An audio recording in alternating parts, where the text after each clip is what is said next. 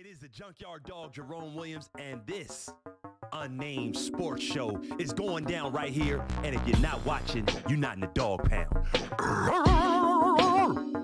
Heard it here first.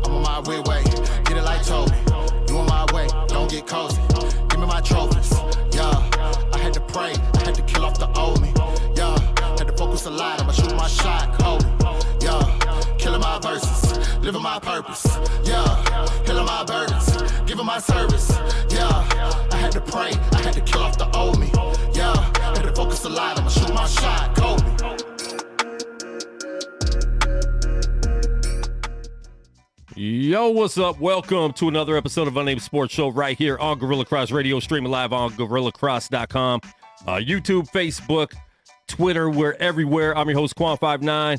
Got my man just in time, Josh Williams, back in the building. What's good? Man, just made it.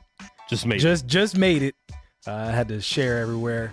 Had to get back to the Facebook grind because, you know, dude, it's been a minute since we've actually been on something other than Instagram. We've been streaming on Instagram a lot. Probably been about a month, I'd say. Yeah, it's been a minute. Yeah. It was because it was before Christmas, so we've been having fun on Instagram though. Instagram's been good. It's been popping. It's good to come home, you know, every now and again. Hopefully the algorithm will, like my bright colors, but exactly. We'll see how that goes. And thank you everyone for tuning in right now live. If you're watching live, please share the live video stream with your people. It doesn't take that much, and it helps us out a lot. We have a UFC fighter that we've had on the show quite a bit. Yeah, at least 3, maybe 4 times. Yeah, at least 3 or 4 times. So we're going to be talking to him in just a minute, coming off of his UFC 270 win. So we'll talk to him about, fighting on a pay-per-view event and everything going on with that. And yeah, a lot going on in the UFC. So we'll talk about that. Dana White finally spoke up yesterday about, not being in the ring when Francis Ngannou got his, belt again, didn't wrap the belt around him. So we'll talk about that as well. And all that good stuff. So listen, we are here live every Tuesday at 4 p.m. West Coast time and every Thursday whenever, when the schedule we allows. do like to fit around, the people we're interviewing. We have an open schedule, so we could do that. But usually 4 o'clock on Tuesdays and Thursdays, West Coast time, right here on Gorilla Cross Radio. Download the Gorilla Cross app for free. It's free. Not many people give you free stuff these days, folks. So make sure if you get something free, you go ahead and take advantage of that. But we're going to go ahead and get into it, man. I love it. He's coming off a big win at UFC 270. We've had him on the show quite a bit, like I said, once again. UFC bantamweight. Our man, Tony Gravely, back with us. Tony, how's it going, bro? How you feeling? I'm doing great, man. Just, happy to be back in the win column. Been resting up a little bit and just taking everything in. Now, you've been training a long time. This was the first UFC pay-per-view of the year. After that, you get to eat normal now. So you were telling us off air that, you've been overdoing it a little bit, but you deserve to, coming off a win. You could eat whatever you want. Yeah. I've been eating a lot. Probably not as much as like most other people. I don't have to cut a lot of weight, but I guess you can see my face looks a little fat, but and that's usually where it goes first. It goes in my cheeks. I got really big cheeks. You just rehydrated. That's all. You just rehydrated, Tony. That's all that was. That's it. I'm well hydrated. But yeah, especially specifically this fight in general. I told my wife it's like as soon as I turned 30, like my body just started acting weird, So the things that I eat, just like the normal things that I would eat, would like make my stomach feel weird. So specifically leading up to this fight, and in general, start changing the way I eat a little bit just to kind of help that. But specifically with the fight, especially because it's not that I can't eat these things, but if it's making me feel bad, then I'm not training as well as I would like. So, a little bit of this training camp's been just kind of trial and error, what to eat, what makes me feel good, what doesn't make me feel good, things like that. So now, I just kind of took a break and just been eating whatever. So I'll probably pay for it when I get back in the gym. So when you were younger, is that something you weren't really thinking about? You could pretty much eat everything and not have to worry. So now getting a little bit older, you're starting to think about diet a lot more? Yeah, so it's not that I didn't eat good as before, but it's just like some things that when you get older, I guess certain things that you could kind of get away with. Like I never had like a strict diet, but there were certain things that I could eat that necessarily weren't the best or weren't horrible that I could get away with. But now, recently the past couple of months, it's been one of those things where it hasn't been treating me too well. So it's one of the things where I would stop eating a lot of stuff. And now that I have like stopped eating it, I don't really care too much for it anymore. Oh, trust me, Tony, we all understand. And I'm just here to tell you that is going to get harder and harder as you get older, brother. I used to love a venti strawberries and cream frappuccino from Starbucks. That was all I could get from there. I drink one of those now. My ass shakes for about 3 weeks now. So yeah, it's not good. It's not good, bro. You gotta curtail as much as you can. Right so I'm now. 45. So you're telling me I should not be having a mocha frappuccino every day? No. But I have been. Well, you've got I feel good. Iron stomach. Hey, for the rest of us. If it works for you, then hey, go for it. It works for me, Tony. Right. I mean, I really, I climb up a flight of stairs and I'm out of breath, so that might have something to do with it. But there might be other things in there too, Quan. But Tony, my first question to you, brother, is: are you breathing? Because how many guillotine attempts did this man have in this daggone fight? Bro. Like he didn't even want to fight; he just wanted to choke. That was it. That was his whole thing. Choking. He was coming for the choke. Yeah. It was a lot, he's a tough dude, and I think he might have had like 11 finishes by guillotine. So when you've got 100% confidence in something, it's hard. You always have confidence in it, so you're always going to go back to it, So did he go to it too much? Did he go to it too much? I guess is the question. I think so. If I was his coach, I don't know what his coach was saying, but if I was his coach, I would have been worried more about after the first couple didn't work. Now just defend the takedown, like I don't think he could have defended my takedowns, but at a certain point, it's like, all right, I need to just defend the takedown because, you're almost accepting the takedown just to get a guillotine that isn't working. Sure. And I guess he at a certain point, he knew that he was down and he had to make something happen. So I knew going into the fight, his two biggest things would be, the guillotine would be number one, and then he does a lot of kind of unorthodox, wild things like flying knees, spinning kicks, stuff like that. So I knew those two things were going to be like the things that he went to the most. Now, did you know that, after the first round of him trying that so many times, did you know it was not going to have any effect on you as he kept trying it through round 2 and round 3? Yeah, pretty much. I knew as long as I defended it correctly, as long as we drilled it a bunch, just switching to a single leg and going cross body, have your body on the opposite side of your head. As long as you get that, then, my coach Bruno always said, it's only a guillotine if you tap. Otherwise, he's just holding your head. So he okay. my head for a lot, Okay. But yeah, I mean, I knew I think the first one was probably the tightest. He kicked me at the very beginning. His toe, he did a front kick, and I think I blocked the foot, but the toes kind of hit my eye and flicked, and he kind of rushed me, and that was the first guillotine that he got after that scramble. Was the tightest, because that was actually the correct way he should have got it. So it makes me feel good that he got it the best he could get it, and I still defended it. And that was in the first 20, 30 seconds of the first round. Pretty quick. And now in that one, do you feel as if that one, were you ever in trouble, or were you ever a little bit more nervous in that attempt versus any of the others? I wasn't necessarily nervous, but I remember thinking dang, this is the one place I did not want to be, and here we are. The first fair enough 30 seconds where I'm not sweaty, But when you get in those situations, I've been there a lot. We've got so many good guys in the gym that are better grapplers than me with better guillotines, and the main thing is just steady breathing, fighting the hands, and just getting breaths whenever you can, So, and I've kind of got a big neck, so it helps a little bit with my breathing, blood flow and stuff. So, yeah. But yeah, it was tight, But I've been there plenty of times, and it's just one of those things where I kind of know how to survive there. And this was his first fight in the UFC. I think he had 21 fights before that. Oh, I didn't realize that. This was his UFC debut. Oh, okay. So I think he needs to learn that, because me and Josh were watching the fight again before the show today, and we noticed that too. If you're not getting that in the first round, or like Josh said, the first couple minutes, then you're probably not getting that. So for him to keep trying that was probably a mistake on his part. Yeah, but for you to be able to recognize that and keep going, because at any moment, you could have got caught in that. Sure. So you just kept fighting, kept wrestling. I think you did a great job. And I know it sounded like after the fight when you were talking to Joe Rogan, you weren't exactly happy with your performance, but you were happy with the win. Talk to us about that a little bit. What were you not happy with?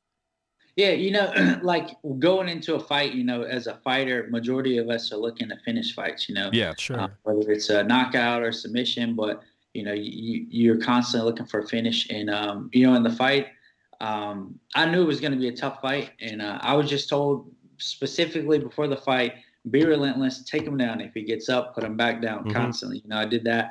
And, to his defense, he was really tough, and he was hard he never quit. I thought I was going to break him, and he never broke. He kept getting up. So you can say I got 11 takedowns, but he also got up that many times. So that's a lot of work on his end. That goes to show how tough he is and how good his cardio was.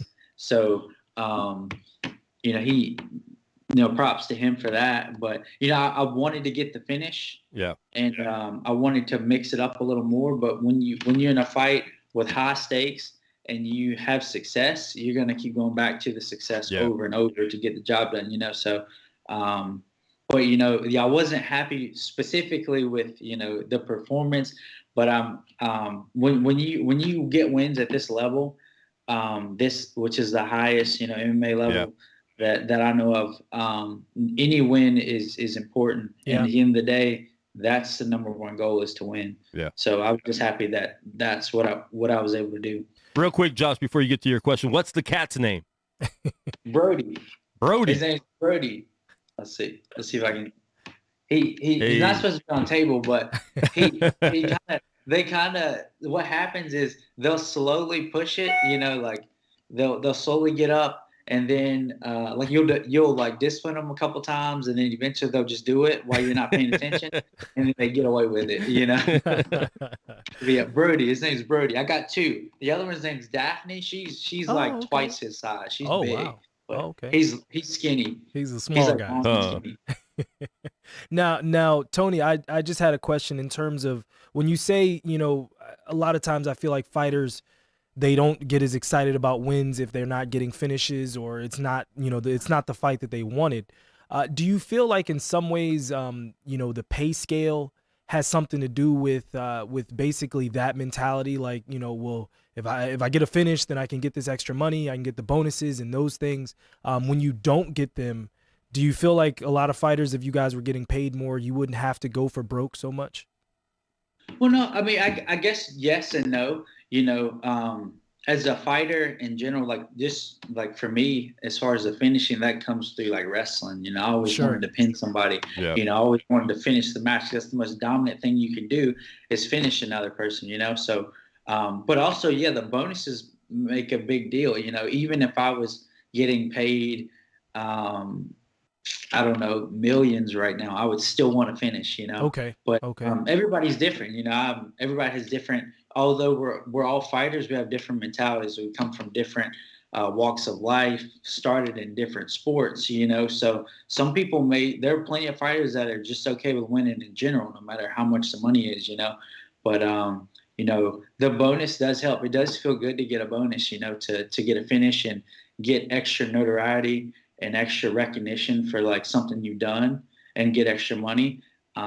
You know, that has a little bit to do with it, but at the end of the day, regardless, you know, I want to win and I want to be as dominant as I possibly can.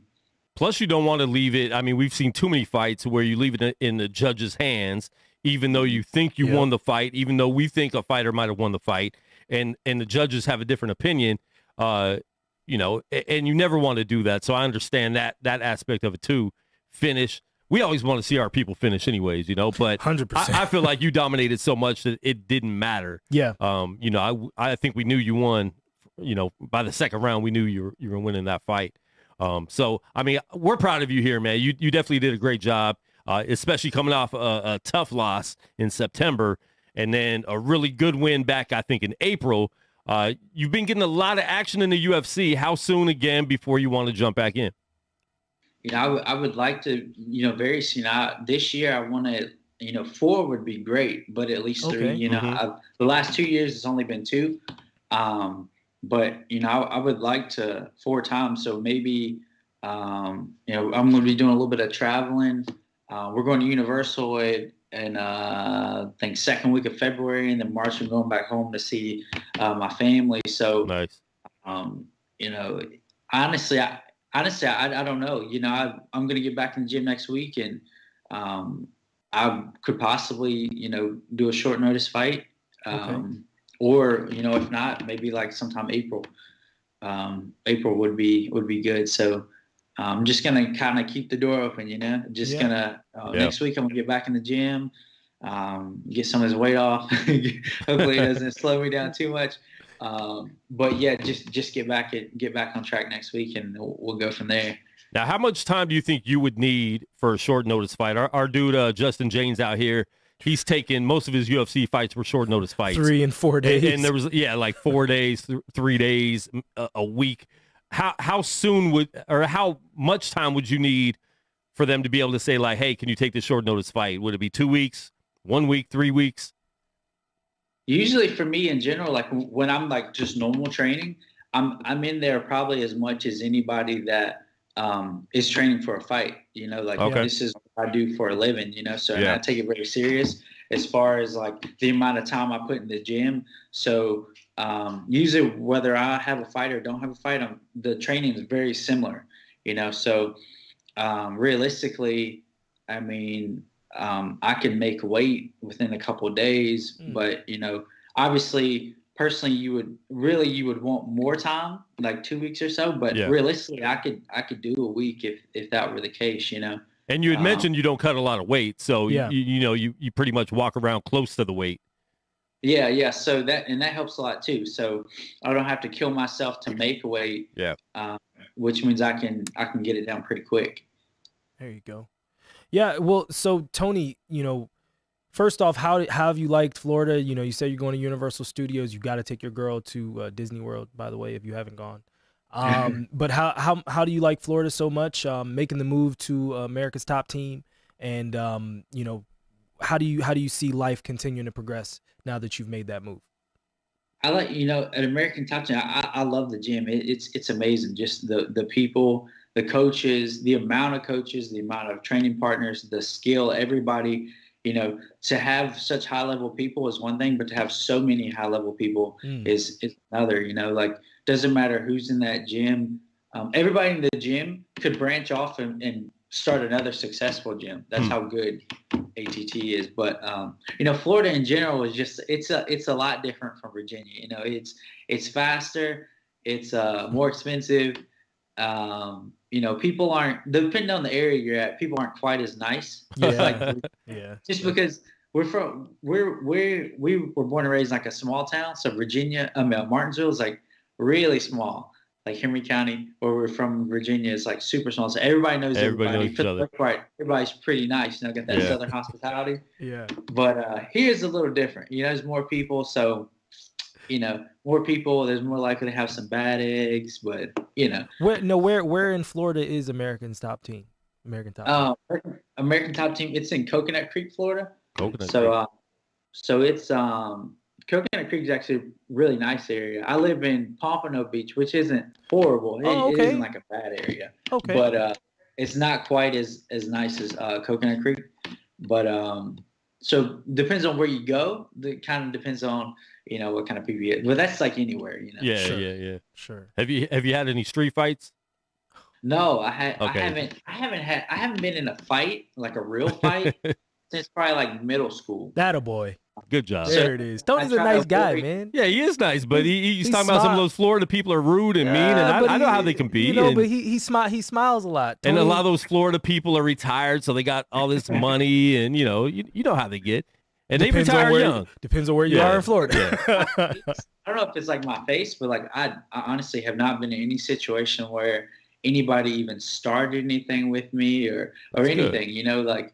I don't know. Like I guess I'm always like kind of smiling, so people don't try me. But you would think somebody, there's always people that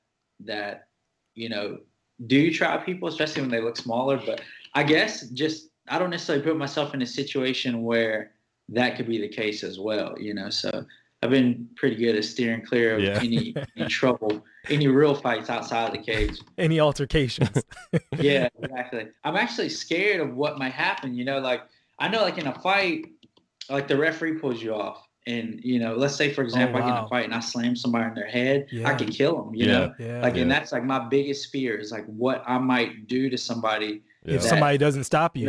Like I'm training, like literally every day we're training to learn how to kill someone more efficiently every single day. Like that's what we do every day. But it's a game, it's not a game, but I'm against other trained people.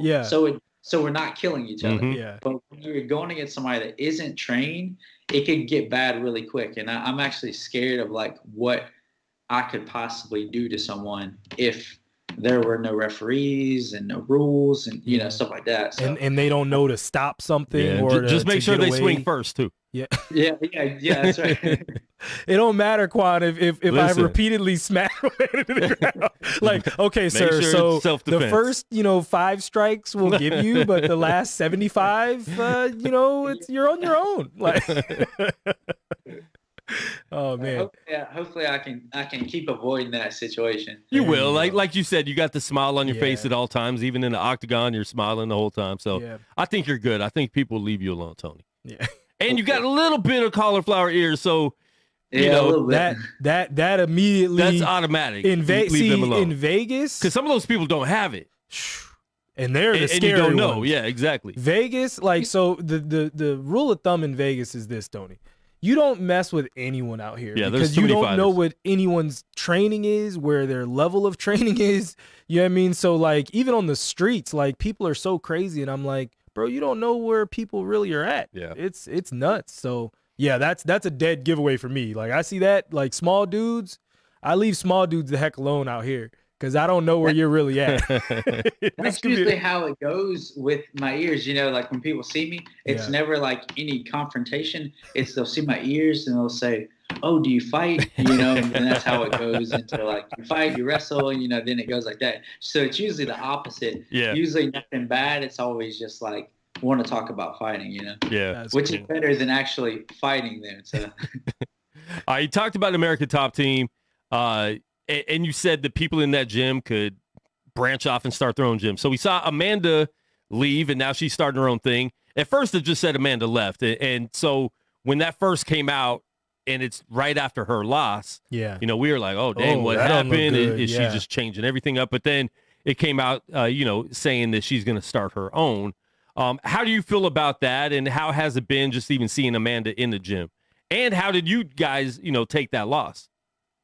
So it's like I would used to see Amanda in the gym like a lot, and she's one of the most humble and nicest like people in the gym. Like every time I would see her, she would talk to me. We held conversations plenty of times. My dad came to visit. She stopped working out. She like talked to my dad for like 10, 15 minutes. He thought that was really cool. That's cool. She, That's so dope. Did that. Really, but she's a great person. Everything I've spoken to her and everything, nothing but the best. And I don't know why she chose to leave, but I wish her the best. I'm sure everybody at the gym's gonna miss her because she's she's like a big kid. She's always got like a smile on her face and she always joking around and stuff. So I'm gonna miss like passing her and talking to her and things like that. But I don't know why she left, or if there was any bad blood, or she specifically just wanted to start her own thing for her legacy or anything like that. But either way, I wish her nothing but the best. I've got no hard feelings. I've got no bad blood in any way with her, nothing but good things. And she's actually messaged me after the fight, or at least commented after the fight, on my fight. So I wish her nothing but the best. Now, Tony, do you what do you feel she could have done differently in her fight? And do you think she gets back to being champ? I honestly, I think she just didn't really look like herself. Like I don't think that didn't look like the normal Amanda. Like I don't know if something was off, or her body didn't feel right, her mind wasn't right, but something wasn't right. When she goes out there. That was the first time we've ever seen her like just not be completely dominant. And I don't think it's because her opponent was that much better. I just think that maybe she had an off night. But I think in a rematch it would, Amanda would do everything that we expected her to do in the first fight. I think she actually did that in the first round. She actually did what we expected in the first round. Yeah. But I think the entire fight all the way through, however long it lasts, would be like that in the next one. So I think whenever it's rescheduled, and Amanda's mind's right, it's back to where it should be, and she's physically, where we know she always is, then there's no doubt in my mind that she's going to get the belt back. Do you think with her being so dominant the past few years that she took her a little too light? That could be a thing as well. You're so used to beating people so much, so easy, like make it look so easy that sometimes, it could be something in your head where I don't have to train as hard. But, when I saw her, she was still training hard. So, I don't know. So that could be a thing that I can see where that could be a factor. But, from what I understand, she seemed like she was just as motivated from what I had seen. Yeah. But I don't know what goes on in people's heads, Yeah. Yeah. Now, Tony, you're one of your teammates is got a big fight coming up. Let us know what you think or how he's going to be able to pull it off. Jorge Masvidal versus Colby Covington. I think it's gonna be a good fight. It's gonna be a tough fight. I think Jorge. See, the good thing about Jorge, he can end the fight at any moment. I think Covington is going to wrestle him, and he's going to have to put together. This is a main event, correct? Yeah. Oh yeah, 100%. He's going to have to put together 25 minutes of solid wrestling in order to win. But Masvidal can end it at any second. I feel like he's got he's got the skills and the danger to end it in any second. Yeah. But I do think it's going to be a tough fight, but it's going to be an entertaining fight. But I think Jorge's just too dangerous, and Colby's just too. He has to put together. It has to be 25 minutes. He's not going to stop him. It's got to be 25 minutes of very calculated, a very calculated fight, as opposed to Masvidal just has to get up and do what he does. Okay. Now, do you think, because I tend to, they both have become characters when they were like close to being out of the UFC. Do you think this beef between them is really real because they were friends, they were roommates, or do you think they decided, this is my opinion, I think they decided that let's be WWE stars in the UFC, let's create this drama, let's create these characters. I think they're still friends behind the scenes. What do you think, Tony? I don't know. I think it might be real. I think it's real just because I don't like Jorge. I've talked to him a couple of times. He's another really cool guy that I've had conversations with him before, and he's a very real person. I don't think he's gonna put up any facade. He is what he is at all times. And I don't know how the beef started, but I'm pretty sure it has a lot to do with him leaving ATT and him disrespecting Dan Lambert, and Jorge is really loyal to Dan because Dan's done a lot for him and does a lot for all of us fighters. So I think a lot of the beef has to do with probably stems from that. And I'm sure there's some other stuff, but I haven't been here long enough to actually know exactly what's going on. Get in on the drama. Yeah. But from what I understand, it's pretty real, and I think a lot of it does stem from just disrespecting ATT and stuff like that. And like I said, I'm pretty sure there's some other personal stuff because they used to live together. They probably have, people room together. They form little beefs by themselves anyway. That's true. That's true. Fair. I wasn't the biggest fan of, so that I'm sure that has a lot to do with it as well. So overall, I think it's real. Real or fake, it doesn't matter because it's entertaining anyways. Yeah. And it definitely, I think this is going to be one of the most hyped, just fights. Not even just the fight, but just the drama leading up to the fight that we've seen in a long time. Yeah. Because these are both two extremely amazing characters. If you like them or not, a lot of people love Jorge. A lot of people hate him. A lot of people love Colby. A lot of people hate him. But the lead up to this fight, I think is going to be one of the best we've ever seen. And I can't wait to see the interviews and all that. So it's going to be great. That's UFC 272, correct? I think so. Yeah. Because I feel like that's in April. Something like that. Yeah. I think it might be March. March. Excuse me. Because 271 is Adesanya, and that's February 12th. Whitaker? Yeah. Adesanya Whitaker again. Yeah. And that's the 12th. How did it feel fighting? This was your first UFC pay-per-view event. How did that feel? Was that the first time you talked to Rogan in the octagon? Yeah, that was the first time I talked to Rogan. So the whole scenario, the whole fight week was really cool. Well, the fight week was normal, other than it being for me not in Vegas, which majority of mine have been in Vegas now. So this other than my debut, these are the only two that weren't in Vegas.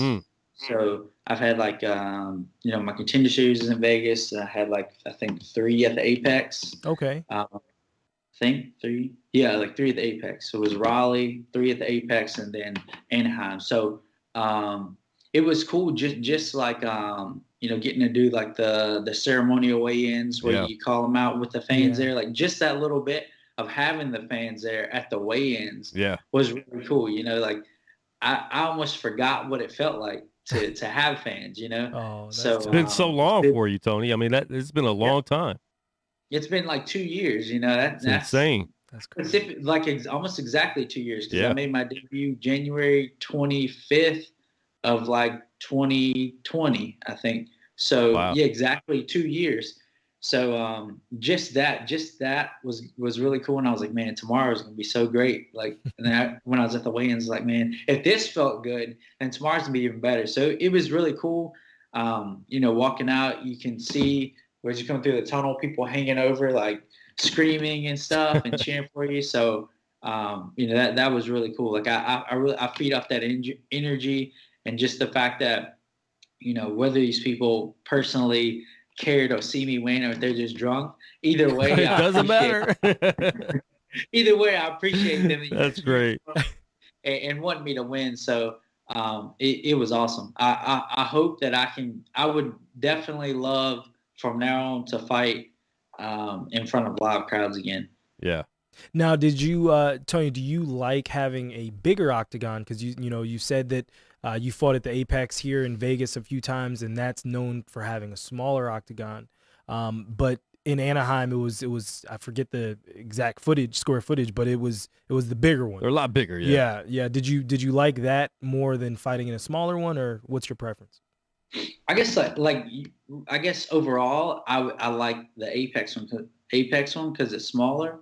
But this fight specifically, it wasn't that much difference because I figured that this guy wouldn't run from me, and that we would both find each other pretty quick anyway. So I think we spent majority of the time together or against one of the sides of the cage anyway. So It wasn't like we traveled a lot, which is fine because like I don't like the whole distance and moving and having to chase. Like I'm kind of like a missile. I'm just like going forward. So so this one specifically wasn't much different. But I enjoyed it. It's crazy because you look across the cage and you're like, dang, that's pretty far. Like you to the other guy, you're like, dang, he's like way over there. But once you guys meet in the middle, I mean, and it's two guys that move forward, you're gonna be connected the whole time. So the cage doesn't make that much difference in. But if you're fighting somebody that's a striker that wants to run from you, then I'm sure that's gonna be at some point I'm gonna have another change. The opponent's gonna have a different style, so that may be the case. But overall, I like the Apex better. And how was it talking to Rogan for the first time? It was pretty cool. He actually caught me off guard. I was emotional and I just won, and then they're like, "Oh yeah, you got to turn to your interview," because I hadn't done one in the octagon, and that's my first one in the octagon. Oh yeah, actually in the octagon. Wow. So I'd forgot about, I just wasn't even thinking about it. And I was like, oh, dang, that's Joe Rogan, So it was cool. That's dope. Well, I guess my question, Tony, we always have to bring you some off-brand questions. I'm not sure because I know you were in fight camp and those types of things. Quan did not like the Matrix Resurrections. I wanted to see if you saw Matrix Resurrections and what your thoughts were. No, I've never seen a Matrix movie before. Oh, I've never seen, at least not a whole one of the Matrix. Come on, they're overrated, Tony. The first one's great; it's a classic. But then it's gonna disappoint you because you're gonna want to watch the sequels, and they're gonna disappoint you. Oh, and then, is it like one of those things where you had to watch it when it first came out for you to really into it? No, you can watch you can watch the first one and like it. You can watch the whole thing. You can, what I mean? And I think they're all on HBO Max now. Do that, man. Yeah, they're all on HBO Max. Yeah. I played the game when I was a kid, but I never even watched the movie. Oh wow, wait. How old are you, Tony? I'm 30. He's young. You just turned 30. Yeah, all right, fair enough. Okay. Yeah, because he would have been like seven or 8 when the first. What was it, 99? 99. Yeah. Yeah. Okay. All right, I'll let you slide. All right. Well, okay. Since you didn't answer that one, Quan, you've been to 40X movies. You've been to them. Tony, have you seen a movie in 40X yet? No. It's like a movie concert, bro. Basically. Okay, so I 40X needs to start paying me money because I've been pushing this on everyone. So essentially, the movie it's like $25 though. 20. Okay, 20. It's a lot. I mean, the movies now IMAX 15, 17. It's like $3. Trust me, it's $3 more, but that $3 goes a long way. I pay $20 a month for AMC pass, and I go to 3 movies a week. And I'm not sure if 40X is covered in AMC Pass. I don't think that counts in those, does it? I'm not sure because you can see IMAX. You can see IMAX, yeah, right? I can see IMAX. Yeah, see, I think 40X is in there, bro. It might. Anyway, Dang. so so I just saw the new Scream movie, right? And literally, you're the one that saw that, bro. No, it was a whole lot of people, and we all saw it in 40X. Scary movies now. A bunch of white girls. No, it was black, white. It was a lot of couples. Anyway, 40X, So every time, you know, a girl gets stabbed, dude gets stabbed, right? Like the 40X would spray blood on you. What? What? Not So it'd be blood. like air. It'd be like but air. No water. Like, but like whenever it was like, water. anything like that, you'd get a splash. And then like, so the girl falls down the steps and the chair's like, Oh, man. like, So it's bro, like okay, it's a whole different, because okay, That's if crazy. if I saw Scream any other way, probably wouldn't be Probably scared. wouldn't like it, yeah. But that changed everything. I couldn't see Michael Myers like that. Go watch it now. Yeah, it's solid. It's solid. So yeah, so check in it's the number 4 and then DX. But it's like Wind. I saw Venom in it. Venom was nuts when I saw that was the first movie I saw in it. I might have to check it out. I might check Spider-Man one was out. really dope in it. It's cool. It's cool. But how do you know when it's fake and when it's like someone coming in to shoot up the theater? I don't like that. See, you had to ruin Just, everything. I mean, You had come to on, ruin man. You everything. got to be careful. I watch my surroundings every time I go to the movies. That's exactly what I do, Yeah. man. When I'm in the theater, like I feel so vulnerable sometimes. Yep. I'm like always looking around. Yep. I'm like looking at the exits and stuff because like I've always been like that. I think like when I was growing up, my dad would always have these like self-defense videos that he would watch, and they'd be like different scenarios, like walking down the street. So like now everywhere I go, I'm like constantly looking around because I don't trust anybody. You know, It's there's so not many the crazy self-defense videos that we've been seeing on social media, is it? people. No, not that dude. That dude's gonna get somebody killed. That is insane. Oh my goodness. Those have to be the funniest You just things take it ever. away and wake up in heaven like, man, I knew that wasn't gonna work. Did you see a video where like the dude, he tried to take a gun from the dude, but the dude just backed up and he actually and he was like, "Oh, let me try again," and he did it again. Yes. It's like, bro, you can't try again. Let me try with my life again, like he's a cat, like he had 9 lives. That's so horrible. I did see that one. So, Tony, what are your favorite types of movies? What movie just makes you want to get up and make sure I got to see this opening weekend? I love horror movies. Like I've always been been really big into scary movies. Growing up when I was a kid, all we watched was fighting movies. But fighting movies back then were like martial arts movies back then were a lot different because it'd be like 1/3 storyline, the rest is all fighting. Yeah. You know? Yeah. So it was a little different, but I'd say like horror movies are like my favorite, you know. But I'm trying to think of the last movie I saw in theater. Probably Candyman was like the last one okay. I saw That one in was solid. theater. And solid. that was pretty good. I actually watched it again on the plane back. Okay. That one's good. Who's your favorite villain? No, Who's well, real quick. Okay. It'll feed off that. What Okay. horror movie villain would be the best in the octagon? Oh. Horror movie villain. Because You mean Freddy wouldn't be able to use the Or knives, like a right? slasher. Oh, say again, Tony. Like supernatural or like a slasher? No, Like no. something Any of 'em. It's Any of however 'em. you want to. You can use But your they argument. but they still have to fight with MMA rules. So Freddy can't be bringing in his knives. oh. Michael Myers can't bring in his knife. Okay. So Well, they got to fight. Jason's like the strongest. Like Jason and Leatherface, those dudes are like Leatherface. Yeah. Francis strength. They would like crush somebody. That's true. Those slashers, those are the best. If it's MMA rules and you can't use weapons, those two, I'd say Jason was probably like the best, you know, Listen, in a fight. Listen, in the new Texas Chainsaw Massacre, I was afraid because those chicks were running and Leatherface was running a 4-3 to come and 4-3? slash their legs off, okay? With like the that dude- chainsaw? bro, yeah, like he was jacked. That was so yes, I'm with you on that. That's very true. Who's your favorite horror movie villain? Let's see. You can bring the knives back now. Favorite horror movie villain. Man, I don't know. I've got I like a couple of different, you know, I like one of my favorite ones is The Conjuring. I like Conjuring. Okay. Annabelle. I'm not huge on Annabelle. Oh, but, really? Like specifically the Annabelle like spinoffs, like those ones. Yeah. But I think that like the classics, like The Exorcist, are still good. That one is still like the first Exorcist. I think that Reagan is probably like up there with like, as far as like what I can remember at the time, and like I think overall that's like the most iconic, like scary, like villain in a scary movie. And you know that actually happened in our area. The original, that story is from DC. Is it? Yeah, from Georgetown.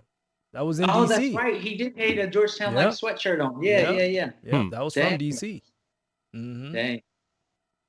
I'm trying to think of some other scary movies that I do like. I like the slashers. I really like slasher stuff. That's like the new ones are nothing like they were in the 80s and 70s and even 90s. No, I mean, because now it's now the killer is God.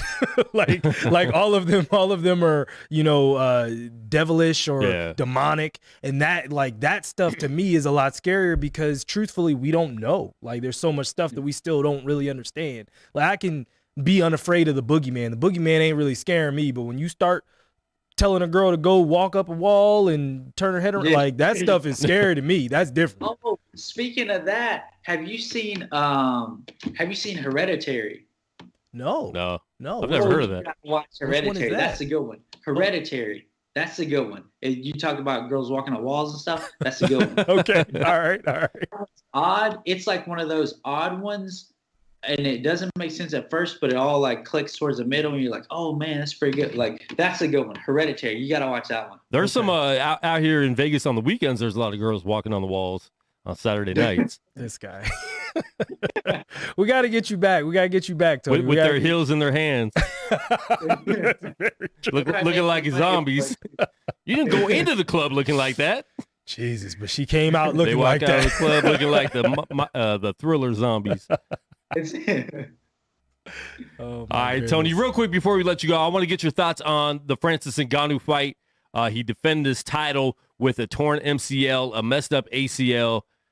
Were you able to watch that fight, and what did you think about that whole outcome of him going in there? The doctor said not to fight.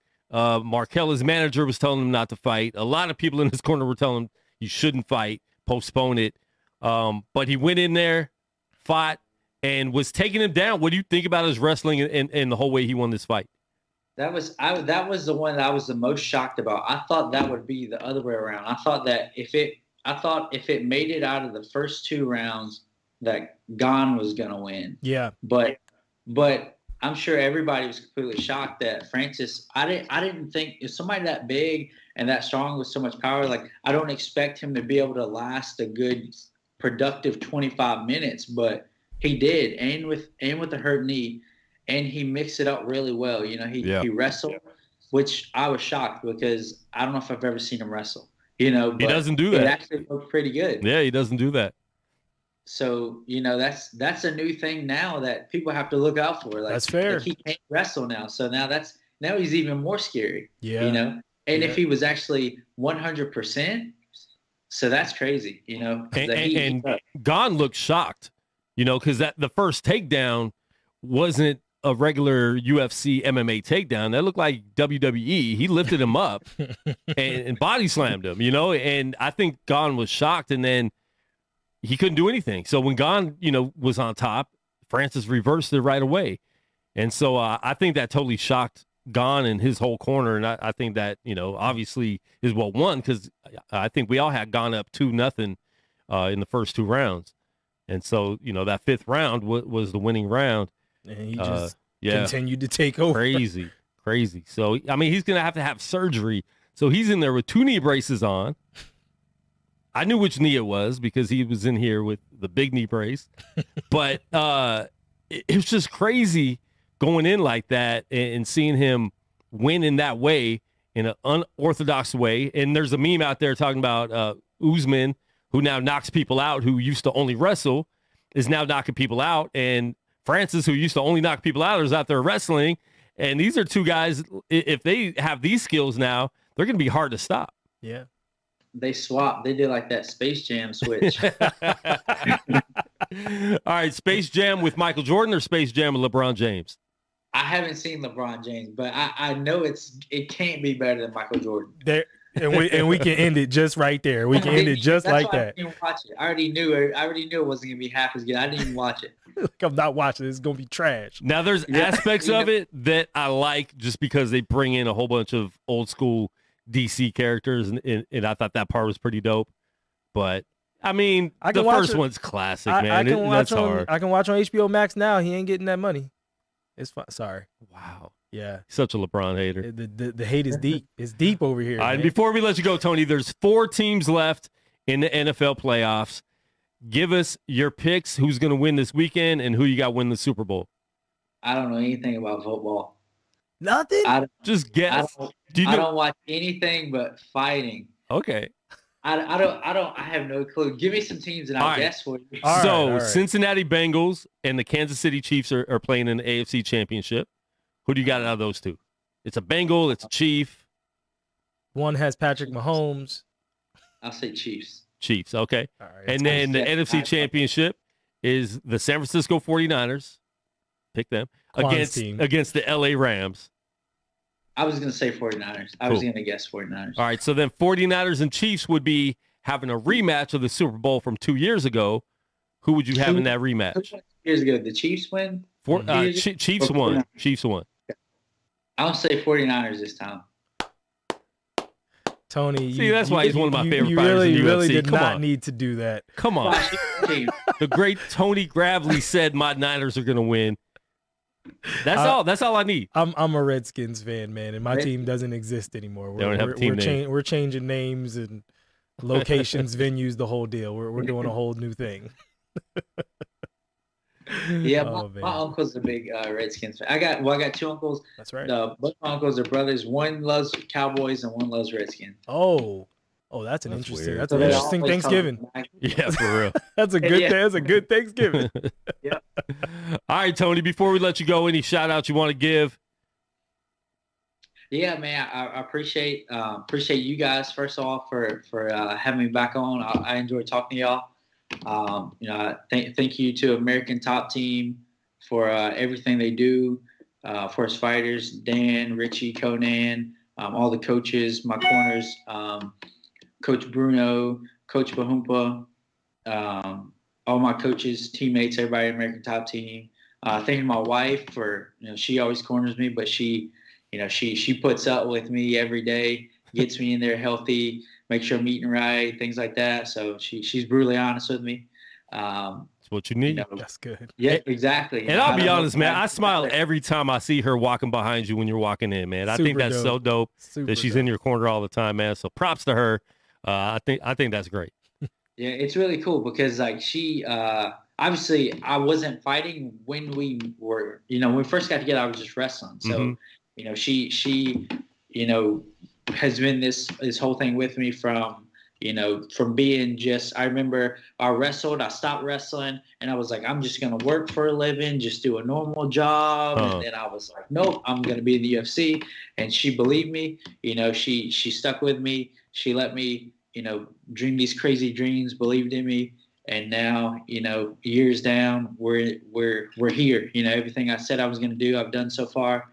So, she's been with me the whole way. So it feels good to have her like in my corner, for every fight. She's cornered me for, over 20 professional fights now. So every one of my UFC fights. And for now, she'll be in my corner. So it's just a cool experience to get to have her there. That's dope. And so, her and my family, friends, everybody from Martinsville, Virginia, everybody from Virginia in general, everybody from all over the world that supports me, So, I appreciate it. It's not easy fighting. Yeah. It's not easy going out there and, fans and support and all that stuff makes a big difference. I don't know how other fighters feel about it, but I truly enjoy, when people, say something about how my fight inspired them or something I said or anything like that. So just people that, just have nothing but good things to say about me or just my journey or positivity. I appreciate, all that. And, I guess that's it. Now, is your wife shy?